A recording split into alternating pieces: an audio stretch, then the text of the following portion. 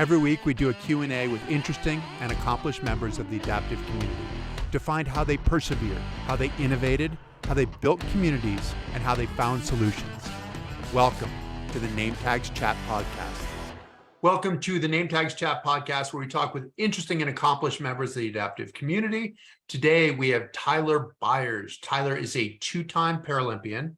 He is also a senior principal data scientist for Itron. We're going to have to talk to him about what a senior principal data scientist does. He did his first wheelchair race at Bloomsday, which is 12K at age 9. But what's really remarkable is that Tyler took off time from 2009 until 2020 during COVID, got back into training, made the trials for Tokyo. So really cool. Want to talk to him about how exactly you do that. Tyler, welcome and thank you for joining us.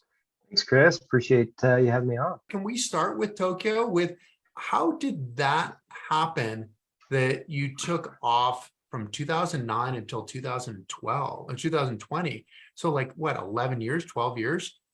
And then got back into it and made the trials and were pretty darn close to making the team for Tokyo.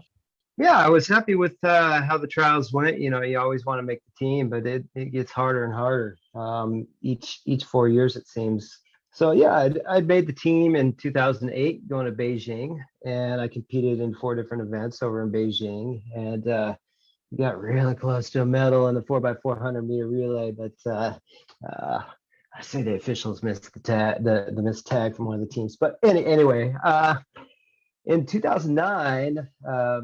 I went overseas for work for a few years and spent a few years in Australia. And when I was down there, I crashed while training, hurt my wrist, needed surgery, and was out for a year. And then my wife and we started having some children. So our first child, Truman, was born in 2011. And then we had 3 more children over the next 7 years. And I wouldn't say I got out of racing. I was never really out. I never told the U.S. Paralympic Committee that I retired, but I wasn't doing much racing. I was doing 3 or 4 a year. I continued to come home for Bloomsday every year. Maybe did 1 marathon, usually Twin Cities marathon. Not super competitive, finishing in about 2 hours or so. And maybe 1 or 2 other races. So I wasn't completely out of the sport. But I also wasn't, I didn't have super healthy habits either. And I was getting that dad bod. And every time my wife was pregnant with one of our kids, I gained another 5 pounds, and then it didn't come off. And right about Christmas 2019, right after Christmas, New Year's, I got on the scale, and it was the heaviest I'd ever been. What is the heaviest you've ever been? I hit 140, Chris. 140, okay. Which for me was big. When I went to Beijing in 2008, I was about 105 to 110. I was still lifting weights. So I said, I must be just getting stronger or something like that. You added a third of your body weight. So that's fairly significant. Thanks, Chris. But yes. Some of it was muscle weight, but most of it wasn't. That IPA a night a habit wasn't helping me. I heard you had a habit too, wasn't your son? Yeah, I like my dark chocolate as well, but that's just for the heart, right? Right, exactly. It's heart healthy, a lot of good antioxidants there. So early 2019, I decided, hey, things are getting a little bit easier with the kids. I want to start getting back in shape a little bit, and I started hitting the roller. And this was before COVID really hit. But then, of course, COVID hit in March, and everybody's locked down, and I'm no longer commuting to work. So I got an extra hour and a half a day, and I started to hit the roller hard. And I got involved with the Spokane Parasport that was doing roller workouts. Parasport Spokane that was doing roller workouts via Zoom, and training with some of those kids over Zoom got me more motivated. And it was one of those kind of snowball things where I just started to see my weight drop. I started to see my times improved. And then once we started to get back together as a team in late summer 2020, we had a little mock track meet at Parasport Spokane, and Teresa Skinner, who executive director of that program and runs the track program, and they were timing me. She came up to me afterwards and said, "Are you sure you want to retire?" I was like, "Retire from what? Your times are pretty good. Here's the standards. You're getting pretty close." Really? So that was exciting. Which events did you come back in? Shorter events more quickly, or longer events, or what were you doing? I'd say my closest ones at that time were the 400 and the 800, and I was still at that time a few seconds off from qualifying for even the Paralympic trials. But over the winter, trained hard again with them on Zoom. There was another COVID wave. Everything shut down again, and did a lot of Zoom training, a lot of roller training, a lot of speed training, and more speed training than I had really ever done. And a couple track meets in early 2021. Of course, the Paralympic trials were delayed 1 year. And so 2021, I hit some marks, or close to marks, at some local track meets, and then went down to the Desert Challenge Games and finished getting all my marks to qualify for the Paralympic trials. And that was really exciting for me to be able to come all the way back from, somebody that was just kind of almost weekend warrior, doing it for fun, and prove to myself that, hey, I can still, take care of myself, have better habits, better sleeping habits, and cut out my IPA night habit, and just a lot of things that led to being able to get back in shape, and just the process of that. It's not so much the destination. I mean, the destination of getting to the Paralympic trials was exciting, but seeing how that helped me, how that helped, my stress levels. I had all sorts of aches and pains, and I was nearing 40 at the time. Like, well, it just must be getting old. But being in better shape and working out more, I have fewer pains now than I did when I was 33. And I'm concentrating better at work, and I'm nicer to my kids, and all these other effects that come with focusing on that goal of getting myself healthy again. It's kind of an interesting it's almost this sort of conundrum, isn't it? That really, when you do spend the time to work out, you are more focused. You are generally happier. You sleep better. You do the system works better. Did you have any models, any people that you modeled yourself after as you were coming back, or people that you looked to for inspiration? I wouldn't say any one person or anything. I was looking at some of those athletes that were top of their game, and I'm not going to catch a Daniel or anything. I just don't have that sort of body size or talent. But I will say, as I started to get faster with the Parasport Spokane kids, they were beating my butt right at the beginning, and I'm losing to 16 and 18-year-olds on the track, and in many ways just chasing those kids around the track and trying to be young again. That really helped motivate me on a day-to-day basis when I wasn't necessarily motivated or didn't want to train and feel it. And then I will remember that one day when I beat one of the kids that had been beating me all summer, and I beat him into a headwind. He just started blushing. You and your old man muscles. He just, he was the kind of kid that always had some funny quote. But yeah, he was complaining about my old man muscles beating him into the wind, and he's like, "Okay, this is kind of fun again." You're like, I could do that over and over again. Yeah, that kid. This is going to bring me back, because I look at some of the wheelchair racers. Obviously Jim Martinson was somebody who was formative in your career, who was a successful racer through his 40s into his 50s, really. Just kept going and going. Creek Shabor was another one who's continued to be successful. I saw that you did beat him at Boulder, though, this year. Right. And then Heinz Fry was another one. But what was different about those guys is that they never really took the time off. Right. They stayed. And I'll admit, when I was thinking, hey, I had my doubts. Can I do this again in my late 30s? And I'm thinking, well, those guys were doing it in their 50s. If they can do it in their 50s, I can probably do this in my 30s, and I haven't had any significant injuries. So, yeah, thinking about Jim Martinson, definitely. I had a lot of exposure and was his friend as I was growing up, and he helped me like he helped so many other people when I was a kid, and helped me get my first racing chair when I was 9 years old. So I do follow him on Strava and see that he's out there still riding the hand cycle, and thinking back to some of his results from Bloomsday when he was 61 and still doing low 30s in that 12K race at age 61. I'm like, if others have done this, I think I could do it. What was the reaction from your kids when you told them your goal to make the trials? And I'd imagine, was your goal to make the trials? Was your goal to make the games? What were you stating as your goal, and what do your kids think? It's interesting because my kids are still relatively young. The oldest just turned 11 a couple months ago. And so I didn't necessarily tell my kids any specific goal that I want to make this track meet. But after I did make the track meet and told them what it was all about, they certainly got really excited for me.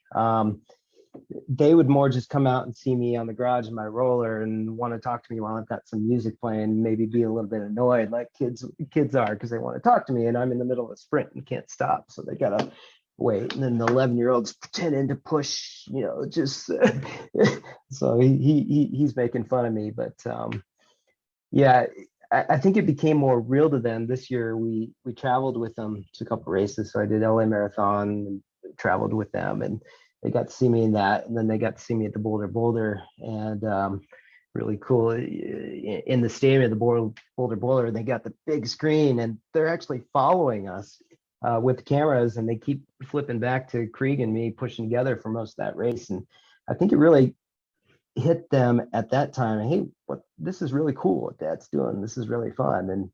And my son came back and he drew me a picture of me racing with an American flag behind me, and now it's hanging up right in front of my roller. So pretty cool to see them. And I'm really hopeful that they're able to recognize that hard work that went into me training and what it applied for. And as they get older, they can take some of those lessons and apply them to their work and what they're doing. As the dad, right? These teachable moment things. You are your own teachable moment.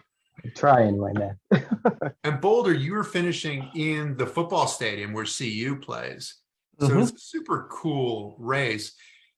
But you're with Krieg Shabor, who arguably is one of the greatest climbers too.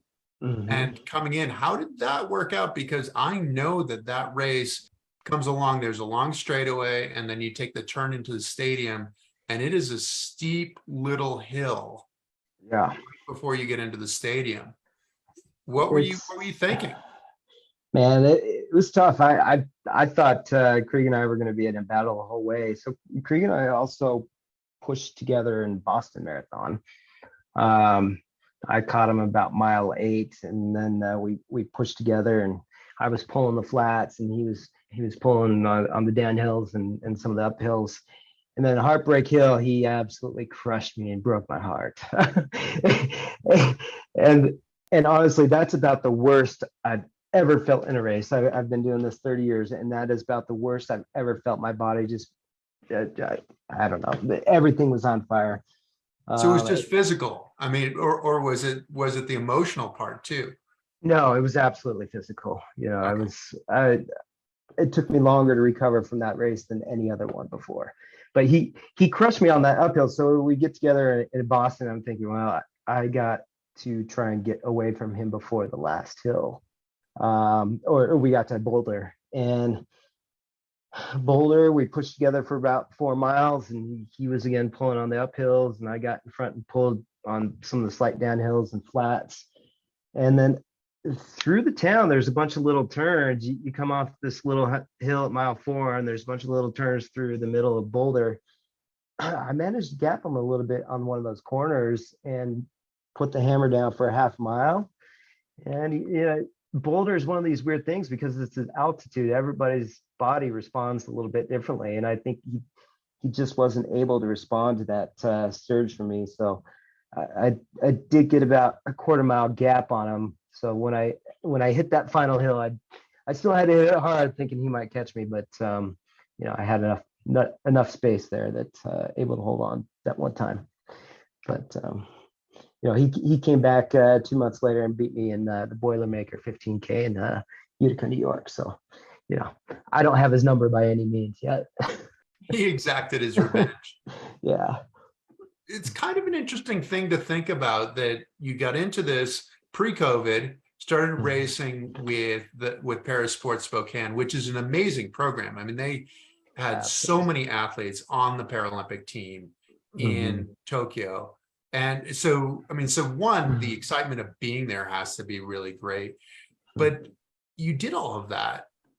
And now you're continuing. So you're back into essentially kind of the racing lifestyle that you had, but your racing lifestyle with kids, with a very full-time job. What's your mindset now? I mean, is it just that this is something that was missing in your life, and now that it's back in your life, you don't want to let go of it? How does that work? I asked myself that, how long can I keep this up? But it's just a matter of finding the right priorities. I mean, anybody coming up and talking to me about the latest pop culture thing or the latest TV show will get a pretty blank stare from me. I just don't have that sort of time. But the racing and the output, it's great to put a race on your schedule because it gives you something to focus for. But that is not the destination for me. It's better health, better fitness, feeling better through being able to do these things and still being able to, enjoy and use my body as best I can. I'm more picky and more choosy about the races I'm doing. I'm not traveling 15 times a year. I'm, gotta have that. You gotta pick the ones that are most important to you, and some of that is do a big race like Boston. Others are, hey, let's do some smaller races where I developed relationships over time, and really enjoy those organizers and want to continue to support them.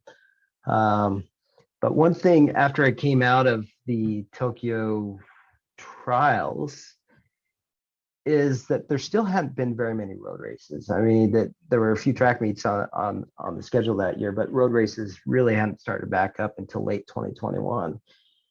And I wanted the opportunity to do a few marathons, especially that I haven't done before, and see if I can, get myself back into that marathon shape. And I'd really love to be able to beat that personal record I have still from 2008 in Beijing.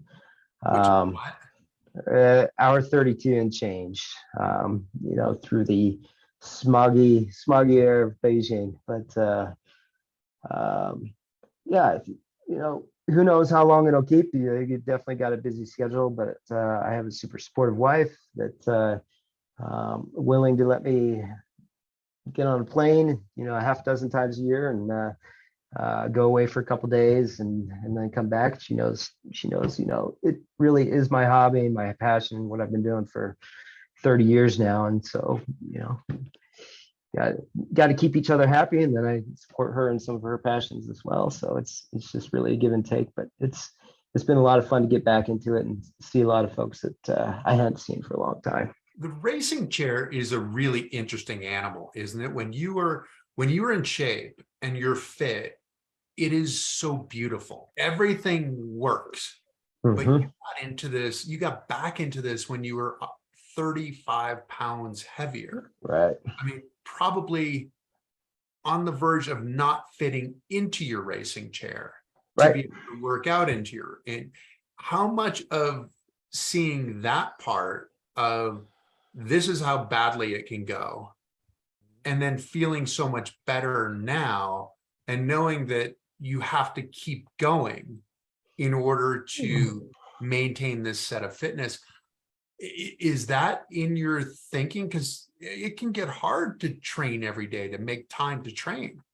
It absolutely can get hard. And again, I never completely quit, but there was, I'd settled into the point where, hey, I never actually needed a wider chair. All my extra weight went forward, but I couldn't lean over all the way and get to the bottom of the rings.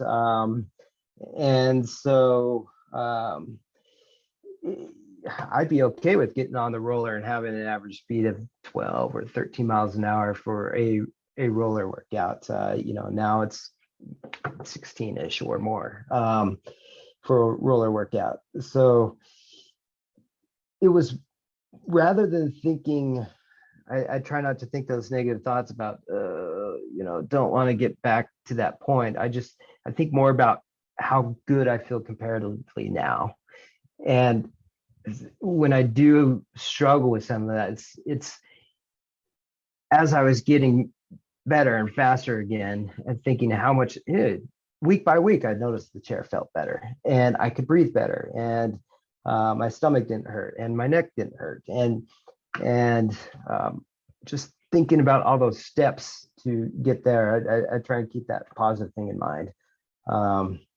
I'll admit though that when you are tired and stressed from work, it's like, oh man, do I have to keep doing this? But it's, don't necessarily have to get in the train at the racer every day, but I might jump in the hand cycle on the trainer in the garage and just do a little spinning, and that seems to at least help clear my mind. And it's not more than just the physical fitness. So much of it is mental fitness, and I know when I'm just like, God, I got to have those endorphins and go out and spin a little bit or push a little bit, and how much better I feel afterwards. So there's a point though where you're doing some of that base training, and I can see, who knows, a year or two will be like, okay, I'm tired of all the speed training, which is so necessary. The hardest part about wheelchair racing and being competitive is you have to do so much interval training, so much speed training, and that really is mentally draining.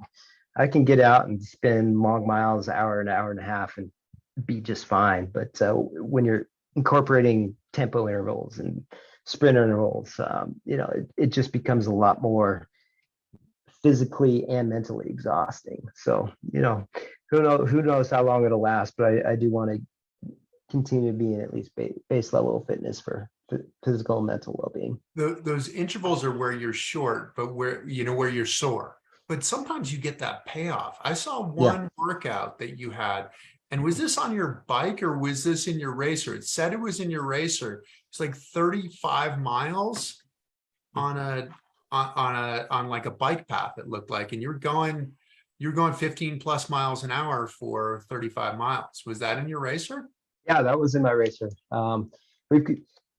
About an hour away from my house over in northern Idaho, there's this 72-mile long trail, and it's just a beautiful rails to trails thing between these big mountains and next to Lake Coeur d'Alene. And so there's this one section I did about a month ago that's flat as a pancake. I mean, the total elevation gain over 35 miles was 50, 60 feet. I mean, really is just flat.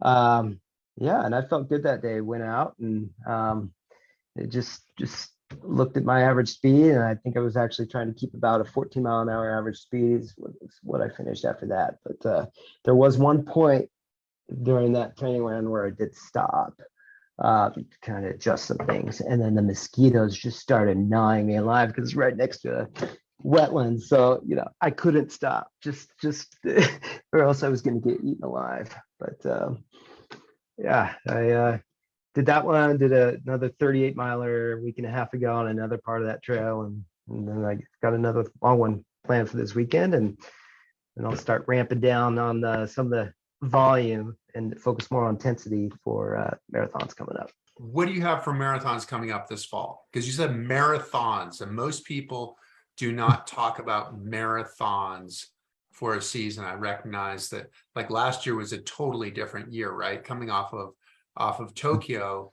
there were the five major marathons were in the fall, to the point where it was a week in between, and then Boston and Chicago were a day in between. What are you looking at? Because you're more on the saner side of things right now. Not to put words in your mouth. Yeah, I don't know how those guys did a back-to-back marathon in Chicago and Boston. That's just incredible. I do a marathon now, and I'm at wreck for a good several days. Now we can recover a lot faster than most runners. It's not quite the same sort of body beating intensity as running a marathon, but it's still a lot. But this fall, I'm doing the Twin Cities Marathon first weekend of October. And that's one of those smaller races that I've developed a lot of great relationships. I just love going back when I can. So the last time I did that was 2019. Doing Chicago a week later. So that is going to be my short interval. But a lot of people doing Chicago are going to be doing London the same weekend I'm doing. I'm doing Twin Cities. So I think a lot of people will be coming in that a little bit tired. I haven't done Chicago since 2005. So looking forward to that. And then Oita Marathon in Oita, Japan toward the end of November. And first time I'm going to do Oita. That's been a bucket list thing for me. Tell people what Oita is like, because I mean, obviously you haven't been there yet, but I think you know a little bit about it. So Oita has long been like the cream of wheelchair marathons. They, back in when they were getting really big crowds, they get crowds of 300 some wheelchair racers. Even now, it's probably the biggest wheelchair race in the world. I'm not exactly sure what the numbers are now, but still relatively close to 100. It's also one of the fastest marathons in the world. Very flat course. Chris, I think they did change the course since in the last couple of years, so it's more of a criterium type course with a couple laps. But that is one where world records have been set. A lot of people get their personal bests, and just looking forward to finally getting a chance to go over there. Last year, Marcel Hug went 1:17 there, right, to break the world record. Yeah, I think that's right. So, just incredible. So I'm hoping for good weather. They sometimes get rain over there in November, but hoping for a good weather day, get a good time. And then December, my wife and I will skip over to Honolulu for a couple of days. I'll work in a marathon over there while we're there. She complains because every time we travel, it's for your racing. But sorry, hon, but it's did my first Honolulu a year ago, and I was like, why did I wait so long? Which is another one of those that you talk about. It could rain at Oita. In Honolulu, it doesn't have to rain, and it feels like it's rained just because it's so humid there. Yeah, well, last year it was raining they get the trade winds in. It was raining like mile 13 to 16, and then you come back and do the same thing. So mile, whatever, 20 through 23 or something, it was raining in the same spot both ways. And nowhere else on the course. Nowhere else. It was completely dry, but that race is really different than all the others because it's done in the dark. You start at 4:30 in the morning, and the sun was rising in almost the exact minute that I finished. So you bring your lights, and it's just completely different experience racing in the dark. It makes you feel like you're going so much faster than you actually are because you can't see anything. But and great day in Honolulu as well. It's rough. It's really rough. Yeah, and sit by the pool. I'm recovering. Got to eat. What do you have for expectations? You're doing 4 marathons. What do you have for expectations? Do you put expectations on? Are they places? Are they times? Are they wanting to go with the lead pack? How does that work? It's hard to set a time on something just because it's so affected by the weather. But at least for like Twin Cities, there's a good group of folks coming from the University of Arizona, and I'd like to have a good competitive race with them. But I don't want to burn out where I can't recover by Chicago.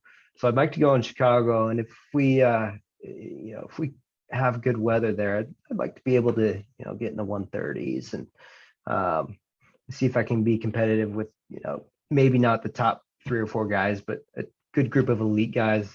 It's so much more fun when you get in a pack and race. So that's really kind of the limit of my expectations. I know I'm not going to go out there and win the race, but if I can go out there and have the best sort of performance that I can, I think I'll be happy with that.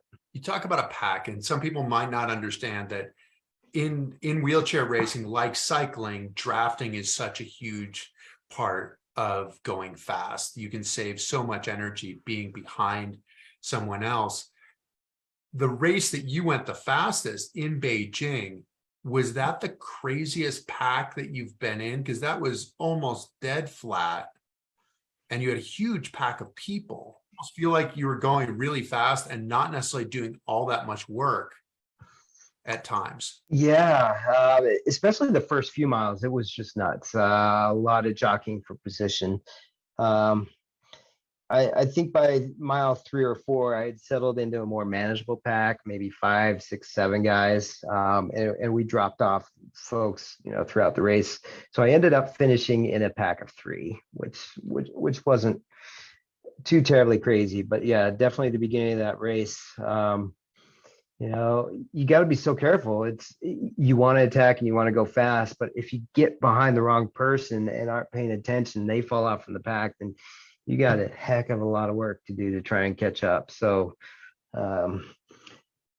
so much of racing is strategic and knowing who you're with, and that experience really comes into play. And the experience is knowing who you can trust to be behind and who you can't.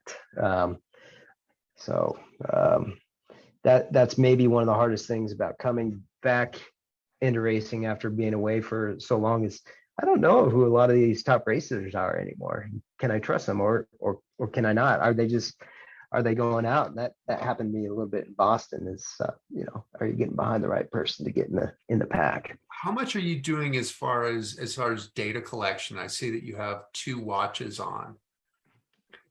How much of that is affecting, especially as you get older, right? How your training's working, what your oxygenation's like, what your sleep's like, that kind of thing. Has that changed since you started racing? Did you go to that when you started getting back into shape, or had you been doing this before? And does it affect the rest of your life? I was kind of an early adopter with data collection. I got my first Polar in like 2003 or 2004, and that's when the chest straps were a half-inch thick and digging your ribs. And I dealt with it because and I'll say I even went back farther when I was a teenager, and I can go into storage.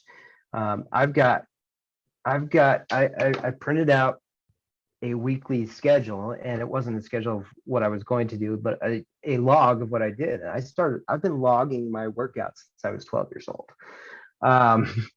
And I was taking those stats off the cat eye, and I'd be writing that down and writing notes and logging my weekly mileage. I remember in high school one week when I did 116 miles in 1 week, and that was a pretty cool accomplishment to see that on the thing. But once the heart rate monitors became more popular in about 2003, 2004, I got my first Polar, and it's been one of those training tools that's been instrumental to me. I mean, I'll almost quit a workout if my Polar isn't working right. It's like no data, it's not worth it. But yeah, so now I record all my workouts on Strava and use that as a little bit of note taking. I just think it's a nice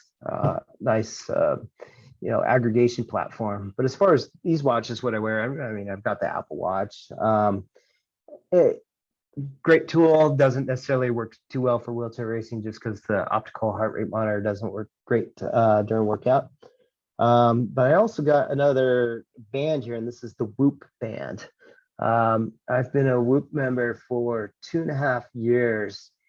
And for those who aren't familiar with the Whoop, it's a strain tracker and a sleep tracker, basically. And it gives you, when you wake up every morning, it'll tell you how much you slept and how much REM sleep you got and how much deep sleep you got.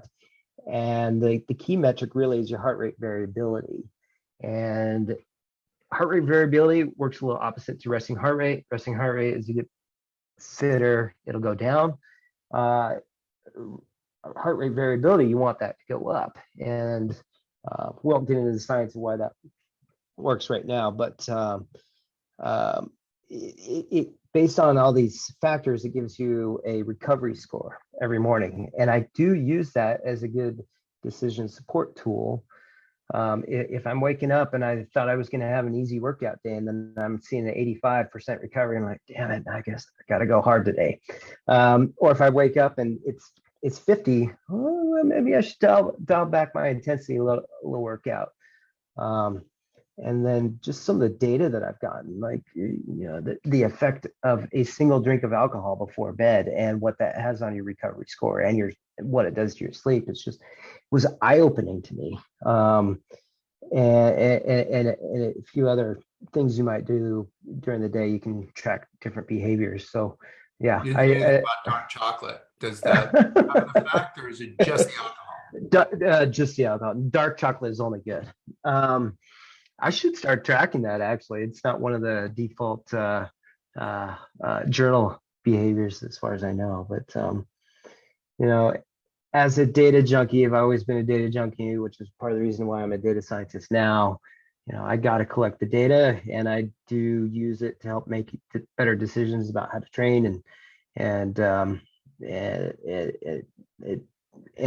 decisions I make during the day to try and make me healthier and sleep better and that kind of stuff. When did you make that decision to go into data science? Was this something you knew you'd do in high school, or is it just sort of like a hobby that became your profession in some ways? So when I was in high school, data science wasn't a thing.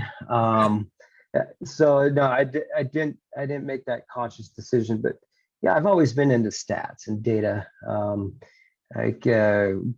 Growing up, I was my brother's baseball team's scorekeeper, and at the end of every year, I'd compile all their stats and give them little baseball cards with their stats. And then I talked about the keeping training logs, and I did other data things too when I was a kid. So I went in and got my degree in engineering and mathematics, which has served me well. I was really interested in engineering, but the most fun classes I had were most fun class I had was actually computational fluid dynamics. So tracking little data and then some other numerical analysis of all things. My first job out of college was working for the federal government doing data analysis. So it was a clearance job and working over in Washington, D.C. And that was pretty cool. And followed that, did federal government work for about 10 years. They had a lot of data. And there are just so many different things. I was working within weapons analysis. So, there was a lot of data there, but there are so many different subjects you could work on there. And I barely scratched the surface. But we eventually found our way to Denver.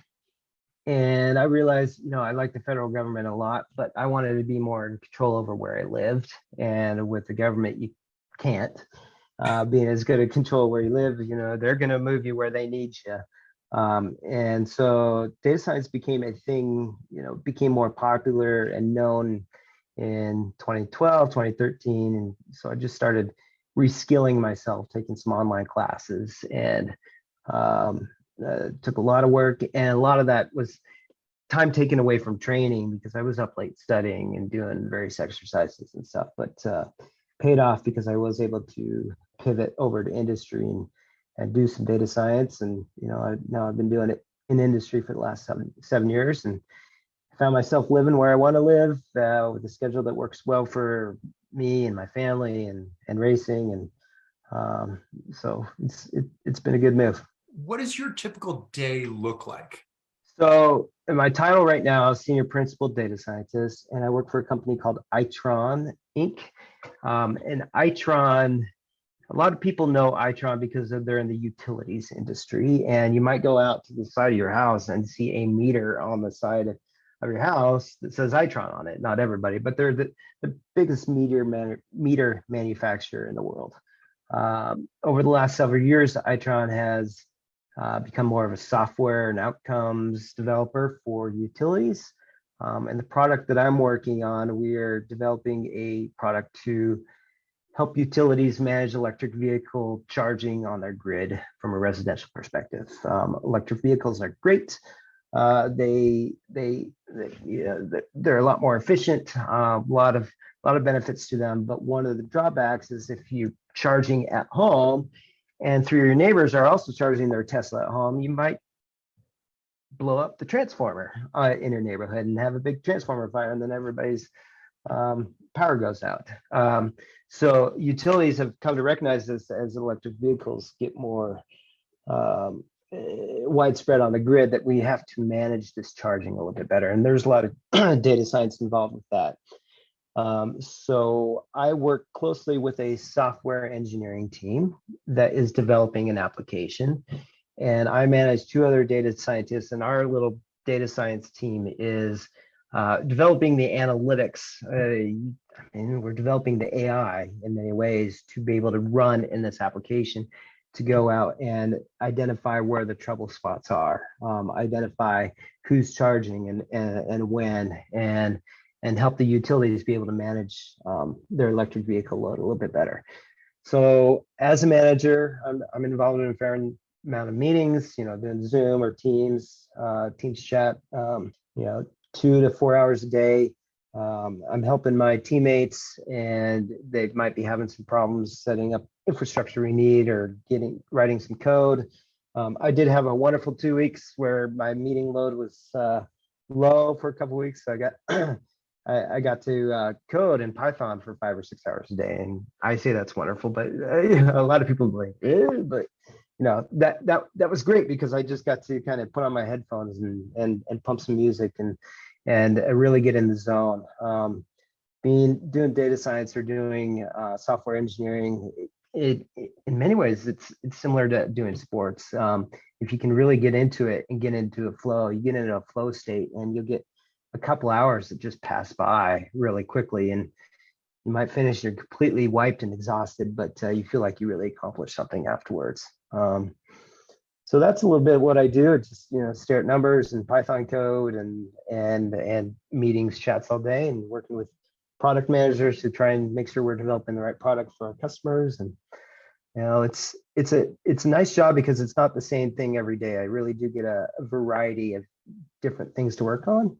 But it is a fair amount, as a manager, it's a fair amount of context switching too, which fortunately being a parent, I've got plenty of experience context switching now. So you say you've been a data guy your whole life. The interpretation, that's like, it's because we've gone from data to like big data. How much does that change in your ability to interpret what the data means? Does it keep getting better, as it would sound like? There is definitely an upper limit. The larger the data gets, the harder it is to analyze it, but tools are catching up. But I'd say really the difference is when you're looking at smaller pieces of data, like a journal entry or whatever, you're doing it, you're picking out interesting things and telling stories, and it's a lot harder to do statistical analysis. But when you got almost big data, anecdotal versus statistical in some ways. Yes, exactly. That's the word I was looking for, anecdotal. But when you got big data, you have to make generalizations about a population, and you're doing a lot more statistical analyses, and it takes in many ways a different sort of skill. It's a skill that I've learned to develop over time, but it is definitely harder. But you still have to be that storyteller. And when you're talking to executives, they're executives still go by gut feeling, but how can you find an interesting story in the data to tell them the story you want? Now, one thing I really like about being a data guy is often you're the first person to know the truth about something. You're in discovery mode, and there have been times in my career where I'm probably the only person in the world that knows this fact right now. Let's tell everybody I know. And that's really exciting. And it's something that you get through digging and finding that story and just checking your sources and much like what a journalist or something like that might do. How convinced are you that you know something when you know something? You said you might be the only one who knows it. when you look at that and look at the data, is there the part of you that goes, this is 100% correct? Or is there a part of you that's like, okay, is this exactly what I think it is? It depends on the veracity of your data and how much you trust your data. So much of it, you have to know how the data was sourced, what systems developed it. Was it a human that collected it? Was it a machine that collected it? And do you have multiple ways of looking at the same thing? So it's like multiple camera angles. I've looked at it from a short screen, but do I have a wide view that corroborates the story that I'm trying to tell? So there are definitely times when I think I found something, and then I'll tell my colleague, and they're like, "Oh, did you think of this or that?" I'm like, "Oh, dang, no." But there are other times when like I know I'm correct on this, and it can be really exciting. You just can't wait to tell it everybody, and then people are like, "Oh, that's nice." But no, sometimes I've had some experiences once where you did find something out that maybe an expert had been looking for a long time, and I found it out, and it's like, oh, I've been looking for that for so long, way to go. And it's just having that beginner's mindset sometime, and maybe being able to find something somebody else wasn't. But yeah, it's just fun experience. It's not for everybody, but for how my brain works, it's fun for me. What's the aesthetic of your journey? Of like, because I'm assuming in the beginning you have to make some assumptions about the data and the processing of the data, and then the interpretation, right? Is there an aesthetic with this? Is there inherent beauty? It is. A lot of people don't like the term data science, but I think it still works, because a lot of times you start out with a hypothesis of what you think you're going to find. And so in many ways, it does follow the scientific processes. You have a hypothesis, and then you get the data in, and you try and you validate or refute that claim. And the real aesthetic, I'd say, is that you have to have a curious mind, but you also can't be egotistical about what your hypotheses are. You got to be willing to, kill your darlings and be willing to disprove. So it works well for a person who doesn't mind being wrong, but an innately curious person that does want to dig and find the truth. Your position in a lot of ways is that between the team and then the company, right? So we're talking about the data on one side, but then you said you do have to be able to tell that story to the people who don't necessarily process the data, but are using your information to make decisions. Do you enjoy that position, being able to do both things? I do. Like I said, one of the things I like about data science is that there's a variety of things. It's not just coding in the trenches all the time. You do come up for air, and what's nice about telling other people, I'll call them lay people, but people that might not be an expert in the same area as me, is they might be a super smart person in terms of substantive expertise, knowing the subject in and out, where I get so deep down in the weeds that I forget to see the forest for the trees. And you tell it to somebody who's not familiar with the weeds, they know the forest. So they might be able to give you some more context for how it fits in with greater organization or greater goals. And just that corroboration of working together with other really smart people that have different expertise levels is really fun and can be kind of magical sometimes. What do you tell your kids that you do? Oldest kids now, they'll tell their friends, my dad's a data scientist. Oh, what does he do? I don't know. No, they're not going to be impressed by Python code or the emails I write or the stuff like that. But if I've made a particularly cool graph or something, a visualization, I might show them that visualization. So, my oldest son has long said, well, my dad makes graphs for work, and they think that's cool. But now he's getting a little older. He understands that there's some artificial intelligence applications, and so he started saying, hey, Dad, I want to go into AI like you, but I want to build robots with it. He doesn't want to do the kind that I do, but he wants to kind of an adjacent field. So he's kind of like the executives in some ways that you're working with, right? You're interpreting the data and giving him a nice graph, and he's like, oh, okay, now I understand what's going on. Yeah, maybe, but at 11, he's got a little less of an executive function than they do, but he's getting there. What are you going to do in the future? I mean, this is kind of interesting talking about the data, because as a racer gets older, you generally get slower. But as you get older, you get more and more data about yourself. So theoretically, you know yourself as an athlete far better at 40 than you did at 18. Yeah. What does that mean for you potentially for the next couple of years? What might we see you in Paris? Can you juggle all this? It sounds like you're getting to a point where vocationally you can manage your workload a little bit better. It's really nice, especially with the advent of, and my company is really accepting that work from home. I only live 10 to 15 minutes from the office, but if I can work from home 3 to 4 days a week, that makes jumping on the roller at lunchtime a lot easier. As you were talking, one thing I thought about in terms of data collection and getting older, one thing I've noticed is I've been tracking in the last 2 years. It's really true. Your maximum heart rate drops by 1 beat a year, and I can't hit the heart rate now that I could 2 years ago. I'm like, it was only 2 years ago, right? So that's a bit of an eye opener. I don't ever remember seeing that effect in my 20s. Maybe it's just picked up more, or it's more noticeable. It's more deer probably as well. It's probably more deer. When you're dropping from 197 to 196, not so much, but now in the 180s, it's like, oh boy, that's excess capacity I'm losing each year.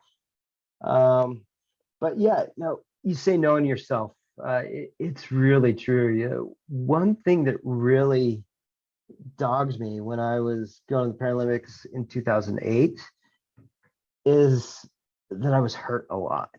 I got all sorts of little back injuries or infections, or I was always tired, and I felt like I was only 26. Why am I getting hurt so much? And in many ways, that's kind of why I stepped back. It's like, oh, I'm always getting hurt. This is really frustrating.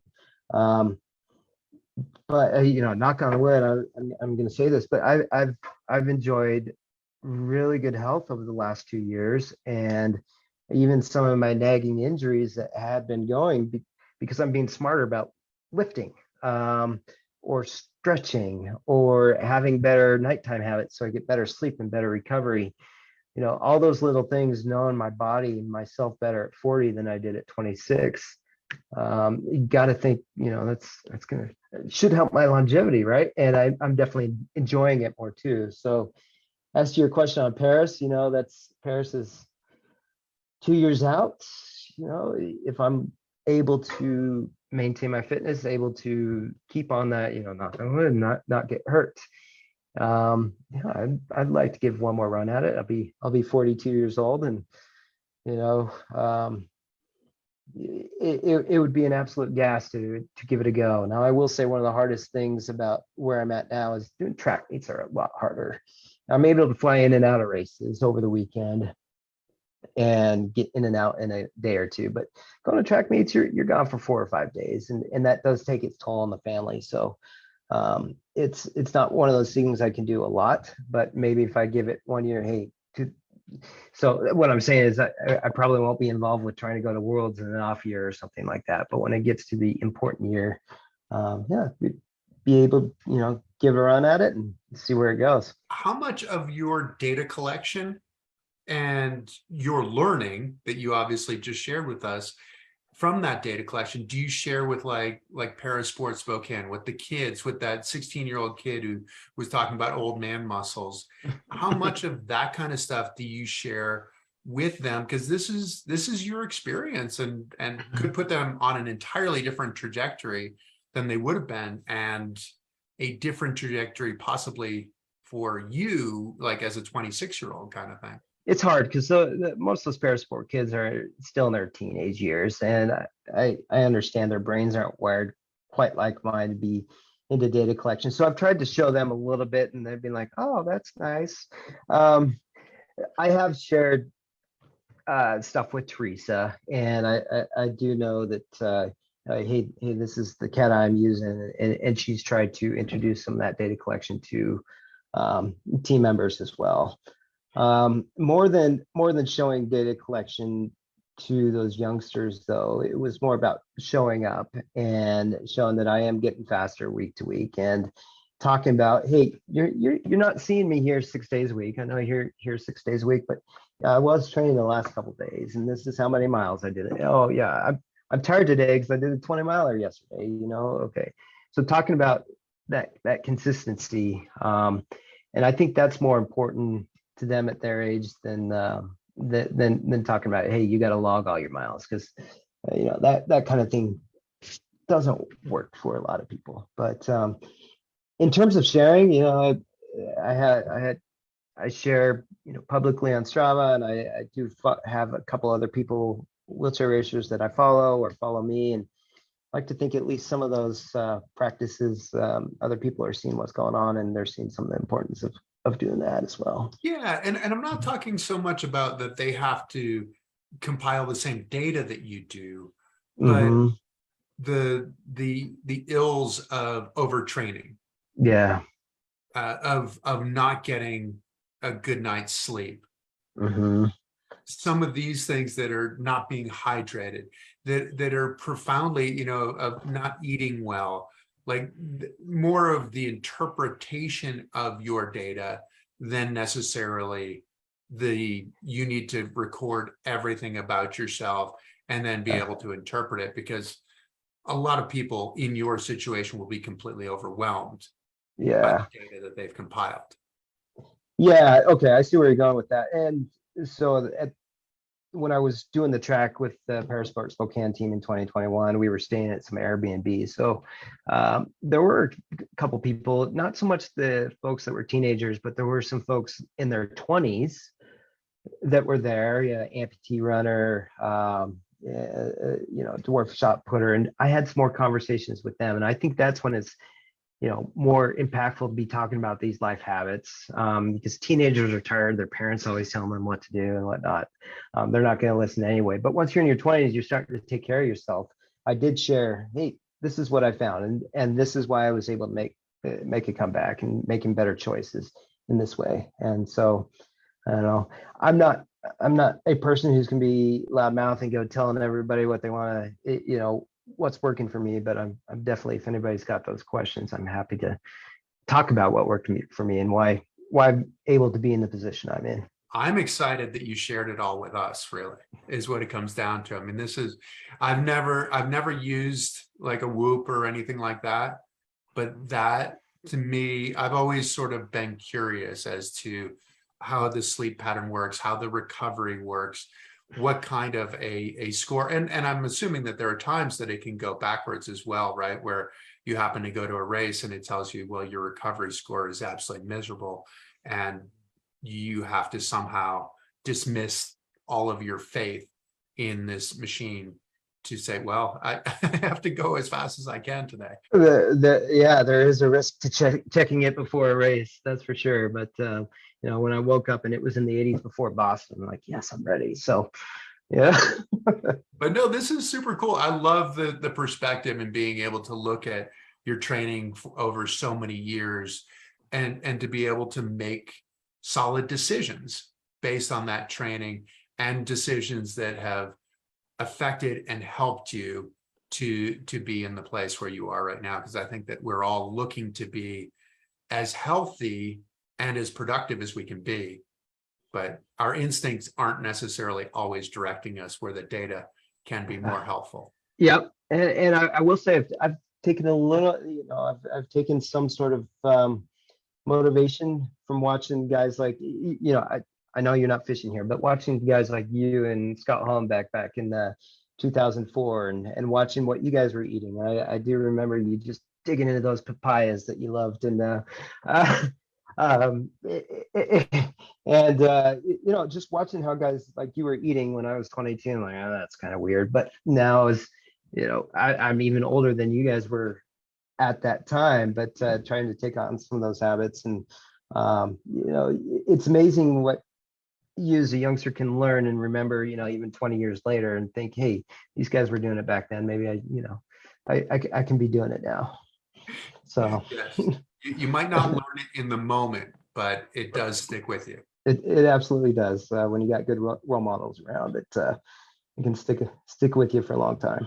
Well, Tyler, thanks so much for joining us, and thanks for continuing to show us what someone can do, because that's such a big deal for all of us, is to see someone have a dream, have a goal, have an objective, and go and make it a reality, because it makes the rest of us believe that we can do it too. So thank you. Oh, thanks for having me on. I've enjoyed talking about it, and here's to continue good health, and same to you, Chris. I've been enjoying seeing your little spins around your circuit. So hope to see you again in a racing chair again soon. I know. I'll have to do that. No marathons this fall for me, but fair. You need some time. There you go. Exactly. We'll get ramped up. All right. Well, thank you to all of you. I hope you've enjoyed this discussion. The greatest gift you can give us is to tell your friends about it. Please tell your friends. We'll have another great guest next week. This will become a traditional podcast. When it does, please like us, please follow us, and that will enable us to do more for you. So we look forward to seeing you soon. Thanks a ton. Take care.